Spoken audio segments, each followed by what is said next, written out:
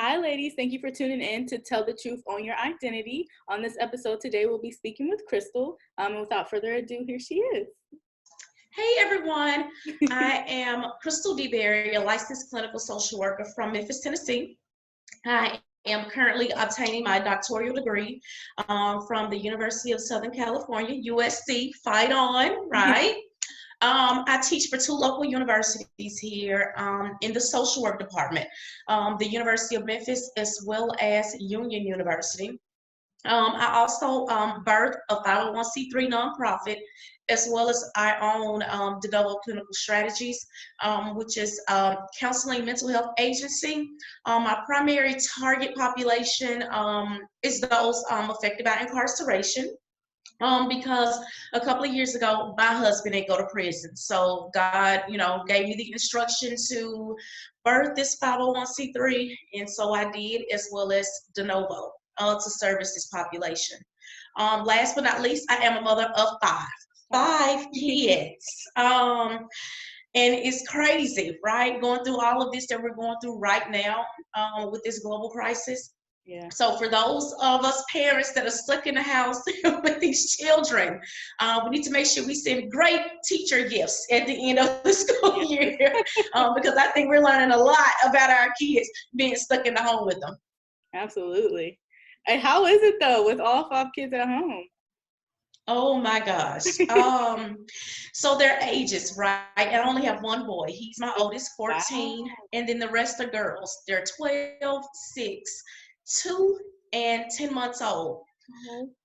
So just trying to keep them entertained to make sure that that they go to bed at night. If not, you'll start seeing this switch of they will sleep, all day and then be up all night while you're asleep. You don't want that. May wake up with the house on fire, right? But my kids are really good kids. I think the challenge is completing this doctoral degree. This is my last semester, and I have to defend, my dissertation, my capstone, and I have kids running around and just trying to maintain that schedule of, motherhood, being a wife, on top of seeing clients during this time. My clients need me more than ever. Anxiety is through the roof right now. Not to mention, just adjusting to, being in the home, being in the house, all day long, right? And just still trying to make ends meet. It's something serious. So just motherhood, going to school, managing both businesses. How do you feel like, do you feel like you mastered the balance between being a mom, a wife, and a business owner and being in school? Gosh, not at all. Listen, I always tell my parents who come to me for counseling, right? I don't care how many children you have. You are only a parent one time because all of your children are different, right? Like my son, laid back, chill, a true Virgo, right? He's just, it is what it is. I'm gonna study here and there. My girls are like, no, we need to TikTok all day long. So, I'm kind of getting the groove of TikTok, and then I'm realizing, hey, I'm losing weight here, exercising and trying to do, the little things that they're doing. Hey, so, get active and moving around. Exactly. So doing that, and, and just, with the whole, just trying to come up, but seriously, at the end of the day, just trying to come up with the schedule. Yeah. Knowing that I can't do everything every day. And I just have to, do a little bit. I still have students who need me, because I have 3 classes that I teach this semester. So transitioning from the classroom to now the Zoom, right? Everybody's using Zoom, right? Kudos to Zoom for being around right now. But I think the biggest thing is actually just making out that schedule every night when I'm, in bed to just help prepare for the next morning. Yeah, taking it day by day. Yeah, taking it day by day. That's it. Now, if you can take us back to where you grew up, how was that? Like just growing up where you're from? Oh, wow. Memphis, right? Yeah. People don't portray Memphis in the best way, but I'm going to tell you, I love 901. Don't ever disrespect 901 while I'm around, because I'm going to have a lot to say, right? So growing up for me, my dad was a police officer. My mom actually worked at the University of Memphis. I'm in the library, and I'm the oldest of five. Wow. And so at one point, we did have to leave the inner city, and we had to move to a neighboring city called Germantown. And at that time, Germantown was predominantly white. Mm-hmm. From what I can remember, I think we were the only Black family on our street, not in our neighborhood, but on our street. And I remember being the only Black girl in my class the first year that we moved out there. And those were some very challenging times. We were not accepted by the neighborhood. My dad was an undercover police officer then, and so he had a lot of different cars. And so at one point, they thought my dad was a drug dealer. Yeah, That's crazy. So I think my family just caught it a lot of different ways. Bricks in the car windshield, trees, what they call it, TP or toilet paper. It was a lot of racism. For me growing up, being the only Black girl in my class, I remember at one point, my teachers were talking to my mom and recommending I go to the special ed classes. No, they didn't. Yeah. And I'm gonna tell you this, it was a big difference. Coming from the inner city and then going to, they called it the county then. Mm-hmm. I remember leaving my city school, learning learning addition and subtraction, right? And still writing in print. When I came to the county school, they were already learning multiplication, division, writing in cursive. So it was a difference in the quality of education that I was receiving growing up. But I am very grateful for my education and being exposed to racism at such an early age, and realizing that it's out there, and knowing as a Black woman the challenges. At the time I was a Black little girl, but now just being a Black woman and those experiences, and just the quality of education that I did receive, I'm thankful for it. I'm thankful for my experiences. Yeah, absolutely. Wow, like I couldn't imagine just going from one way of living to a different, just being in a different community. Oh, it was very different. As a young Black girl in a predominantly white community, when you first had that encounter with racism, how did that change your perspective of just like the world around you? Oh, well, I'm gonna say this. This is so crazy. So the school that I went to, the city school, right? Mm-hmm. There was I don't remember any white kids. I remember there was this biracial sibling group. It was a boy and a girl, mm-hmm. and they would get bullied every day. Where I was from, I don't remember even seeing white people, right? So I go to this county school, and I'm like, oh my gosh, they're real. Like, this is not just TV, right? Like, I'm just not, right? Oh my gosh, they are out here, right? I just never saw them. And so going to this county school, right? I was like, oh gosh, they are real.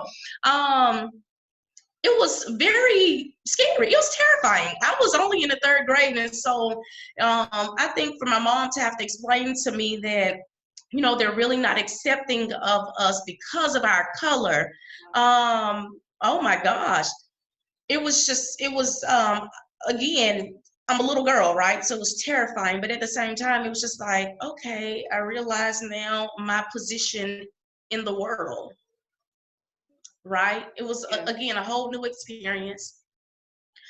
Only thought white people were on TV, seriously. And it was just different. I'm trying to see how to explain it. It was very traumatic. I will say that it was traumatic in the beginning, because again, I didn't really know what to expect, and then so to encounter it, it was, oh my gosh, what do I do with this on a daily basis? Going to school, being told, that I'm so far behind that I need to be in special ed. Classmates. I remember this one young girl, she had a sleepover. Everybody was invited but me, and hence I'm the only Black girl in the class, right? But it's so interesting because throughout time, we became very, very close. Yeah, that worked. Yeah, exactly. So it was crazy growing up in those times, and even the neighborhood. So being in inner city, hearing the sirens all the time, and then moving to the county, there's no street lights. Wow. You rarely heard the sirens, and I'm like, wait, are we really protected out here? But, it just goes to show you that it wasn't a need or it wasn't there, okay, because of the population. Yeah. Yeah. Wow, that's crazy. So, like, your experience with racism and then just finally, making friends with people, how did that really start to shift, like, how you felt about yourself? Did it kind of take a toll on your confidence? Oh, most definitely. I can't say that I ever lost confidence throughout anything because I come from a background of strong women. That's awesome. On my mom's side, uh, it's nothing. I have nothing but aunts. I have an uncle who was married in, right? Well, two uncles who were married in, but for the most part, my aunts were very strong women, like changing tires. If you hear a tick, tick, tick in your car, oh, that's just this, so I had that support. Both my grandmothers are very strong women, especially in the church, so just having that spiritual upbringing down south, I'm in the Bible Belt. So I think having that in regards to confidence, I don't think it ever left. I think once I saw somewhat by the time of middle school, high school, right, I kind of saw what was happening to us, right? Yeah. I think it was a matter of it's not a time to be weak. We gotta, we're not regular. At all. Like we're not regular at all. Everything about us is different. And that's okay. So I think during that time, it wasn't confidence. It was a matter of this is me and this is what they're going to get. And that's just what it is. Because this is who God created me to be. And he didn't make a mistake. Come on. Take me to church. No, I love it though. Like, I think that's the most important key to just your identity in general is just accepting how God made you and owning correct. Like 100%. With having those women around you, I'm trying to figure out how to formulate my question, but what do you feel like you remember the most from learning from the women around you on how to own yourself as a Black woman? Oh my gosh. I had this one aunt. She read all the time. Books, stayed with a book in her face. Yeah. I think seeing that. I think seeing how my aunts interacted with men, right? As a Black woman, how to carry yourself. I remember one time I was in middle school and I went to my aunt and I was like, oh my gosh, this boy likes me and he is so fine. He got light brown eyes, and she was like, okay, but what type of grades do he make? Okay. I was like, oh, wait a minute. What type of grades do he make? Let me find out. I found out his grades were better than mine. Wait, hold on. Like, oh my God. And I think that was a realization for me in regards to being, again, a young Black girl. It's not about looks, it's about what can they bring to the table regarding intelligence. My aunts, they just taught me how to hustle. That's good. Again, some of my aunts are single parents or at one point were single parents. I can call my aunts about anything and they have a resource for it. I think that's why social work is naturally who I am. It's not my calling or just my profession. It's naturally who I am. And I think it is due to my upbringing. Because my aunts on any day, they're going to survive. My mom. I'm including my mom with this too, because that's her sibling. All the women. It's 5 of them. My grandparents, awesome job to raise 5 strong, Black women the way that they did. So yes, I have to, everything about me, I have to give thanks to them for that because I was the first granddaughter on my mom's side, first grandchild, on my mom's side. And so everybody had their hands in raising me, so I have to give it to them. I lived for the most part at grandma's house, so I saw everything. Yeah. That's beautiful though, just being able to have a family. They say it takes a village, so they were able to help you be this resilient, strong woman. How do you feel like that plays into now how you raise your kids or how you, just speak with them and help them through their experiences? Oh my gosh, I think I was cursed, right? And I'm saying that jokingly because I have always said, okay, I really didn't want children, right? So here I sit now with 5 whole kids.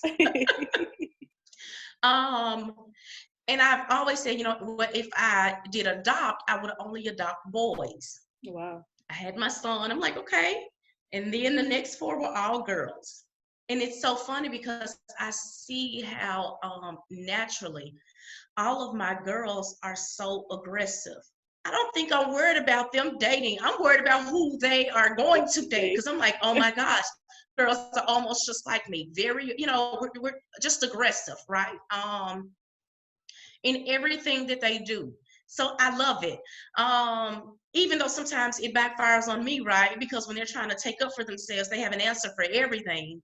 But it's still a matter of, I know my girls are going to make it out here. And I think it is because of my upbringing and just how my aunts raised me and my mom. Mm-hmm. Awesome. Well, that's good. So tell us a little bit about just how because you say you came from a family that loves to hustle. How did that work for you as far as being a Black strong woman, just, going for your education and being in social work? Oh my gosh, so hard. And I think primarily because of the population that I want to help, and it's those returning from prison, right? Yeah. So I think sometimes when I'm going into certain meetings or when I, try to talk to people about what I may have to offer, I think a lot of times because I am a Black woman, it's a matter of what do you know? Oh, wow. But then when I say, my husband, he was incarcerated while I was pregnant with my 3rd baby, it changes the storyline. Yeah. So I almost sometimes feel like as Black women, we have to prove ourselves to a certain extent in the type of endeavors that we want to that we're choosing to engage in. Mm-hmm. It's sad, but that's the reality of it. And so that's what I try to teach my girls too. Like they came to me one day and said, Mama, we want to sell lip gloss. And I said, well, how is your lip gloss going to be different from the ones that's already on the shelves? What is your logo going to look like? What is your speech? Give me your 1-minute elevator pitch. Yeah. Just trying to talk to them already about the lingo of being in the business of business. Because as a social worker coming up, I was not taught that. Wow. I was just taught to make people feel good by way of counseling, therapy, things of that nature, but actually saying I am going to birth a nonprofit or start a private practice where, to help this population. Oh my gosh, it's so much paperwork. Business does not have emotions, whereas social work does, right? So trying to put the two together, and here I am a woman, right? I mean, we're emotional all the time, every day. We wake up, just emotions all over the place. Right. But I think, just trying to put business in conjunction with being a woman, in conjunction with being a social worker. It has been very difficult. But I think, just learning every day. Just taking whatever losses that you may have, because you're going to have them, learn from them. I applied for a grant a couple of years ago to an agency, and they just flat out told me they didn't see how that was even going to come to fruition. Wow. Reapplied to the same agency just a couple of months ago, and they're like, hey, Crystal, we love it. We're passing you on through the first round. Well, so, I mean, just take those L's, write them down, remember it. Let that be your that ignition to keep going, and don't see it as your final destination. Absolutely. That's good. It's a good message. Mm-hmm. I know you said that your husband was incarcerated. Was that something around the time that took a toll on you? Oh gosh, did it? It was crazy. So we had moved into our home, and I want to say not even 20 days later, so the feds come knocking at our door. And it was a matter of, it involved drugs. And it was like, oh my gosh, what do I do with this? As soon as, the house cleared out, the feds left, the police left, all the other different departments left. I called my mom and I'm like, okay, here I am, a master's level social worker talking about providing therapy to people, right? Mm-hmm. And my husband is about to go through a federal trial. You know what I'm saying? Like, where it was a federal case. And, and my mom, she was like, you know what? He's been very supportive of you. Because this is my second marriage. And she said, what you're going to do is just go to court and find out everything that you can, and then make a sound decision then. My mama is she gonna give it to you straight. She not gonna sugarcoat it. It is what it is. If I hurt your feelings, whatever, I apologize. I might not apologize, but she gave it to me straight, Yeah. And so that's what I did. And so in the midst of that, I ended up getting pregnant. So when I was 3 or 4 months pregnant, he was actually detained in jail while the court proceedings were occurring. And then a week after I gave birth, they told me I had to come to court. So here I am with a 5-day-old baby sitting in court. Wow. While my husband is being sentenced to prison, right? And so it was a matter of I'm sitting in court and I couldn't cry. I couldn't cry because I had 2 children already, older children in this situation. And so at that moment, it was a matter of, I really got to hustle now.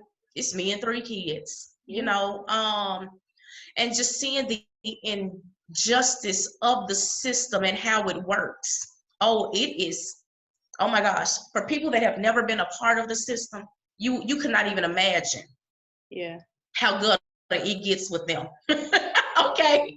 Down from the investigation to the, them coming into my home to, just the different court proceedings. I mean, it's just the whole situation is crazy. It's mind blowing. But I couldn't cry. And I realized then that I went numb and I went on autopilot. And so from at that moment, I remember driving back and thinking, I have to do something for women who are just like me, in the same position that I am, right? Because people think, it's a type of social economic status that goes along with going to prison. No, it's everybody. It's every social economic status, okay? And so I realized then I need to do something. And so that's when the social worker in me kicked in. Well, let me do group sessions, right, for women who are just like me. And so that's how I started Indomitable Women, which is now Indomitable Families, because now we service the entire family unit. But at first, it was just women, just like me, right, on a daily basis. We're struggling, we're surviving, we're hustling, trying to make ends meet, still try to, support this loved one that's in prison. And not that this organization, encouraged women to support someone that was in prison, but it was your loved one. You know what I'm saying? Like, it wasn't just anybody. It was, brother, uncle, husband, long-term boyfriend, just anyone of that nature. So that's how my nonprofit started. And through all of this, with my husband going to prison. Yes, I love it. You just kind of take like your experience to kind of help other women through what you were going through. Did that kind of provide a certain type of healing for you while you were going through the process and helping those other women? Very much so. You know what? It's crazy because you have so everyone that came to the group, right? We all had a loved one incarcerated. Yeah. But all of our experiences were different. So it was good in an eye-opening experience type of way for me to know how to what type of groups to offer, so that these to kind of touch on everybody's story, because again, everybody's story different. To touch on those post-traumatic symptoms. Oh my gosh, I didn't realize that someone knocking at the door could throw me into a state of hysteria when this happened. Yeah. From when the feds came to get my husband, right? That knock on the door. And I remember the first time someone came to knock on my door after that incident happened, and I literally, my whole house started spinning, and I'm, and tears are uncontrollably crying. I'm uncontrollably crying, and I'm thinking, what in the world? I was like, somebody just knocked at the door. And then I realized it was because of that incident. Yeah. So how our body remembers trauma, we've had a group on that. I have this one woman, she was like, man, when they came to get my son, I was cooking bacon. She cannot stand the smell of bacon now. So those little things that people don't, people don't think about. So conducting these groups most definitely helped me, as well as it has definitely helped to shape the service delivery of my nonprofit. Yeah. Being that you know the tools and you have the vocabulary to kind of put words to your mental experience, do you feel like that kind of helped you go through that process a little better, since you do work with other people and help and counsel them? Oh yes. So my friends joke with me all the time. They was like, Crystal, you cannot cut off diagnosing people yourself. Like I do it all the time. And again, I think it's just the social worker in me. But you're absolutely right. Being a social worker, and going through this traumatic experience, I was most definitely able to recognize my needs. I was able to recognize the days I was tired and that I needed a break. My mother-in-law, I most definitely have to give her kudos for being supportive. And and me having a baby at the time, I would call her and say, hey, can I bring her for the weekend? One time I was like, can I bring her for the week? So, I definitely, had the support while he was gone as well. My brother-in-laws, man, if something was wrong with the car, hey, I'm coming. And they don't live in Memphis. They were driving from out of town to, okay, we got you, sis. And they were there for me. So I think that was really, really good. So all of this has definitely helped. Even my capstone project for my doctoral program, it's all about incarceration and reentry. How can we make that process better for this population? Yes, I love how your journey just connects. It's almost like it was just meant to be, whether it be work to your real life to now you even using your own story to help other people. What would you say to a woman that could be in your shoes that you were in back then when your husband was incarcerated? How could they kind of persevere and get through that? Oh my gosh, one day at a time. Yeah. And it was a woman who, her name is, on Facebook, her name is Sunshine Jones. And one day I called her, because I told her, I said, I started this organization, I'm doing group therapy. I said, but I think God is telling me to quit my job for this. And she was like, well, girl, you got to be a bold faith walker then. And I said, but I got 3 kids to feed, my husband's still gone. And she said, your faith not strong enough. She said, you're supposed to be a bold faith walker. She said, if this is what God is telling you to do, then you need to do it. And so here I go. I quit my job. And I was fine. I was a renal social worker. I was working in dialysis. Money was fine. It was no reason for me to quit my job. I already knew about my husband. They said, Crystal, however you need to work your schedule, go ahead. But God was just like, this is what I need you to do. Yeah. And so any woman that's in this situation, and it's so interesting because every woman that I've encountered in this situation, their faith is definitely in place because they know only God is going to get you through this. Absolutely. When you have a loved one that's incarcerated. And so taking it one day at a time and listen to him. You can't listen to man because at one point they were trying to, I think, career my husband out, give him 50 years, then it went down to 25 years, then it went down to 10, and then they let him out early, for like good behavior. Then he did, other type of programs and projects while he was in there, to even being able to get off of probation early. Come on. And so that's not man. That's not man. That's God. And so, I think spirituality has a lot of play in this, probably 99%. And the other 1% is just you waking up every day and knowing, it's business that you still have to handle, and just keep rolling with the punches. Yes, I love it. Mm-hmm. How do you feel like today that your whole experience has shaped your journey, whether it be, shaped who you are, whether it be from like a spiritual standpoint to just, being a businesswoman and a mother? Oh my gosh.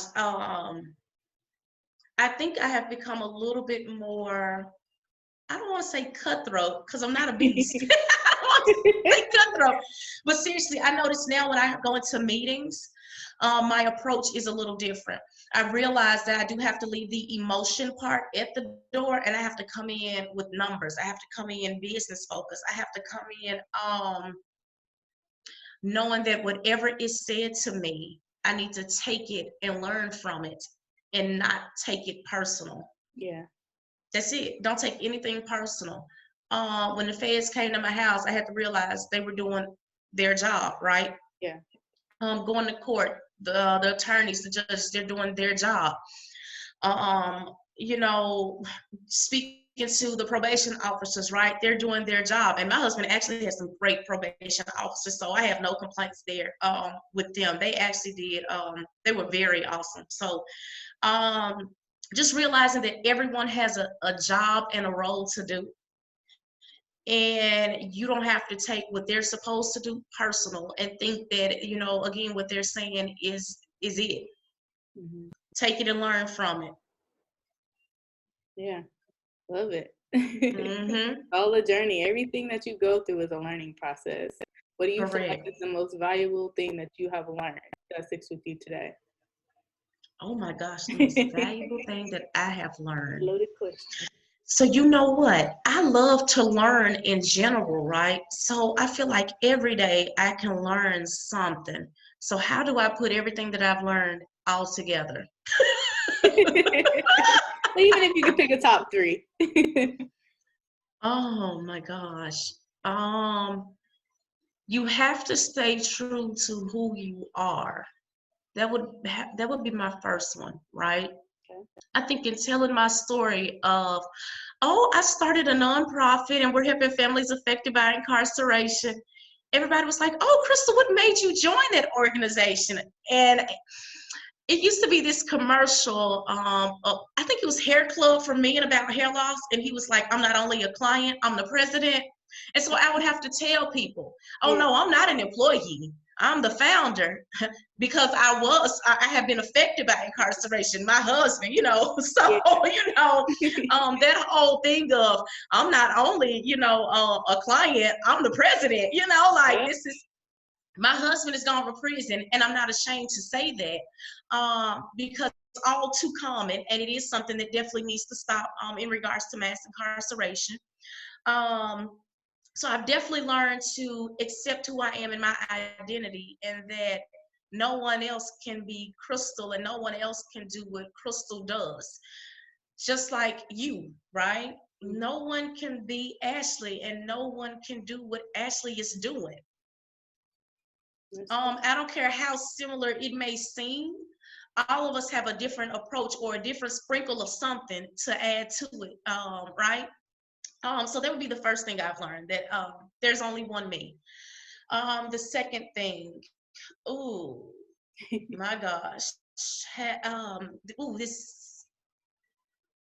this energy. How do I want to describe energy?